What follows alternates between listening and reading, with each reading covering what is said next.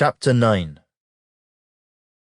Then, indeed, even the first covenant had ordinances of divine service and the earthly sanctuary. For a tabernacle was prepared. The first part, in which was the lampstand, the table, and the showbread, which is called the sanctuary. And behind the second veil, the part of the tabernacle which is called the holiest of all, which had the golden censer, and the ark of the covenant overlaid on all sides with gold, in which were the golden pot that had the manna, Aaron's rod that budded, and the tablets of the covenant. And above it were the cherubim of glory, overshadowing the mercy seat. Of these things we cannot now speak in detail. Now when these things had been thus prepared, the priests always went into the first part of the tabernacle, performing the services.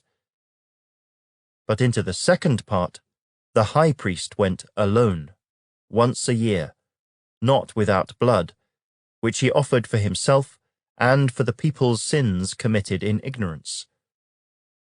The Holy Spirit indicating this, that the way into the holiest of all was not yet made manifest while the first tabernacle was still standing.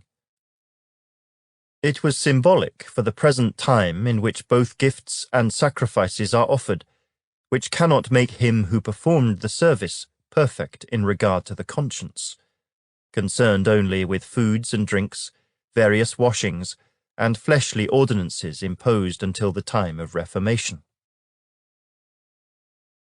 But Christ came as high priest of the good things to come, with the greater and more perfect tabernacle, not made with hands, that is, not of this creation.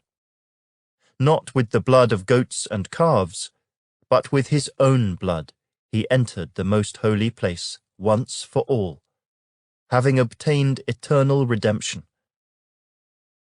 For if the blood of bulls and goats and the ashes of a heifer, sprinkling the unclean, sanctifies for the purifying of the flesh, how much more shall the blood of Christ, who through the eternal Spirit offered himself without spot to God, cleanse your conscience from dead works to serve the living God.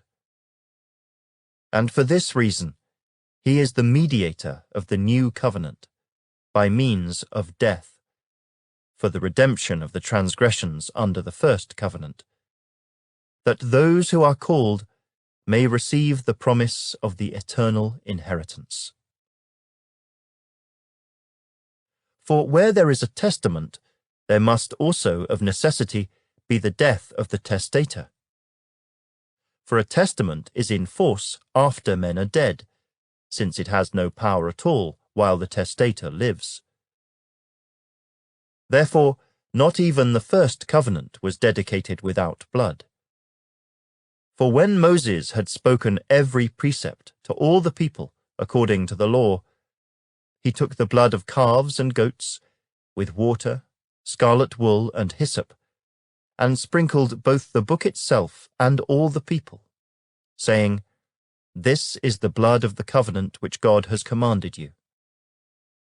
Then likewise he sprinkled with blood both the tabernacle and all the vessels of the ministry. And according to the law, almost all things are purified with blood, and without shedding of blood there is no remission. Therefore it was necessary that the copies of the things in the heavens should be purified with these, but the heavenly things themselves with better sacrifices than these. For Christ has not entered the holy places made with hands, which are copies of the true, but into heaven itself, now to appear in the presence of God for us. Not that he should offer himself often, as the high priest enters the most holy place every year with blood of another. He then would have had to suffer often since the foundation of the world. But now, once at the end of the ages, he has appeared to put away sin by the sacrifice of himself And as it is appointed for men to die once, but after this the judgment, so Christ was offered once to bear the sins of many. To those who eagerly wait for him, he will appear a second time, apart from sin, for salvation.